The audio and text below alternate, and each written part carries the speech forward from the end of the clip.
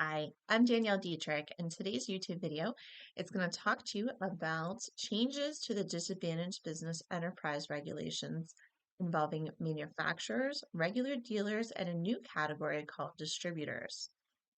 So part of the newly revised regulations that go into effect on May 9th of 2024 involve how supplies and materials are counted towards DBE participation in a project.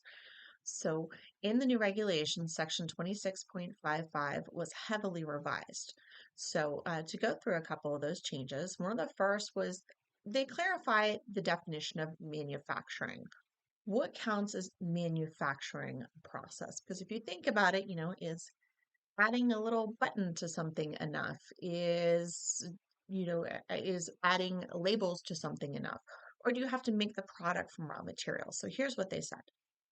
They said that a manufacturer is a company that owns or leases and operates a factory or establishment that houses the production of materials, supplies, articles, or equipment required under the contract and of the general character describing the specifications.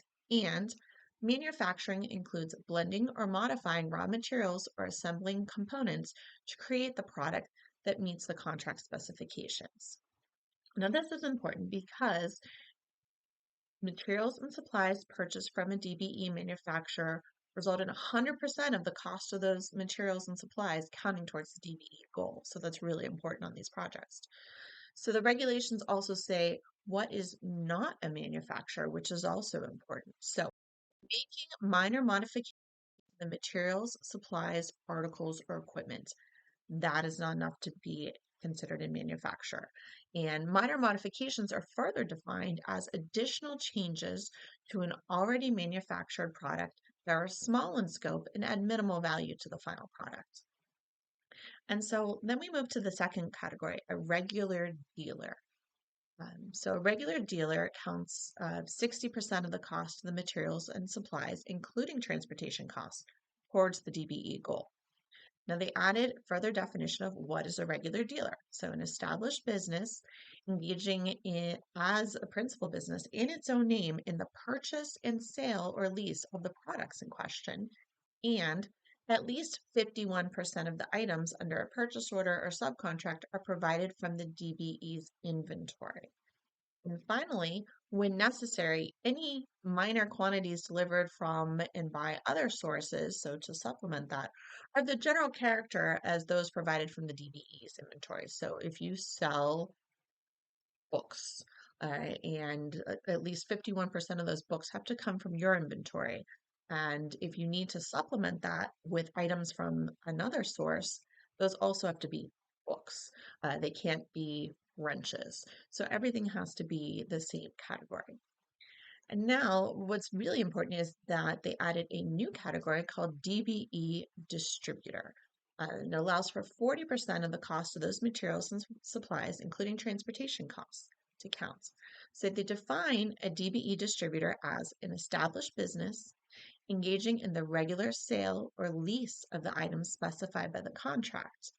And importantly, because this is essentially drop shipping, the business must demonstrate ownership of the items in question and assume all risk of loss or damage during transportation.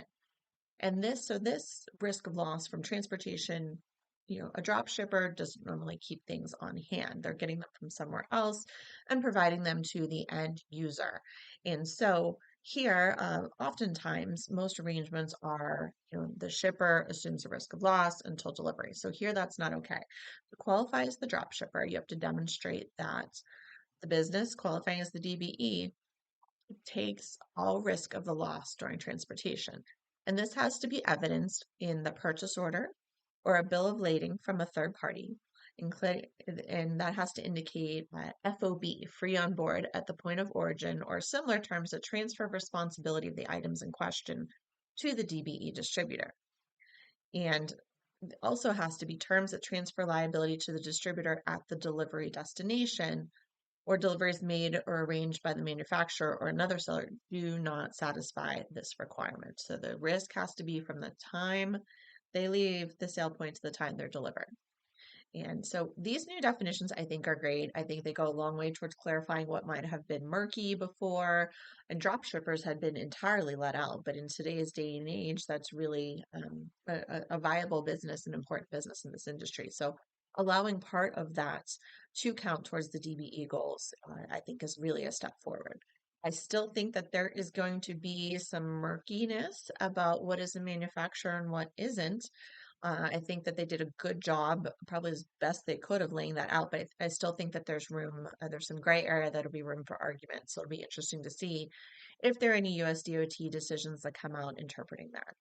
So I look forward to seeing you again. Thank you for watching, and please hit like and subscribe. Have a great day.